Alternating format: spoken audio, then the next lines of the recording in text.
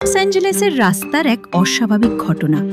সোমবার আদালতে হাজির হয়ে 4টি গুরুতর অপরাধের অভিযোগে নিজেকে নির্দোষ দাবি করেছেন গ্র্যামি জয়ী শিল্পী লিল নাস এক্স। পুলিশের অভিযোগ, লস অ্যাঞ্জেলেসের রাস্তায় আন্ডারওয়্যার পরে ঘোরাফেরা করছিলেন নাস এক্স। অস্বাভাবিক এই আচরণ দেখে পুলিশ কর্মকর্তারা তাকে থামানোর চেষ্টা করেন। অভিযোগ ওঠে সে সময় নাস এক্স পুলিশ সদস্যদের ওপর আক্রমণ করেন। আদালত তার জামিনের পরিমাণ নির্ধারণ করেছে $75,000। সেই সাথে নির্দেশ দেওয়া হয়েছে জনপ্রিয় এই গায়ককে নিয়মিত নার্কোটিক্স অ্যানোনিমাস সভায় যোগ দিতে হবে। পুলিশের ধারণা, ঘটনার সময় লিল নাস এক্স মাদকাসক্ত ছিলেন।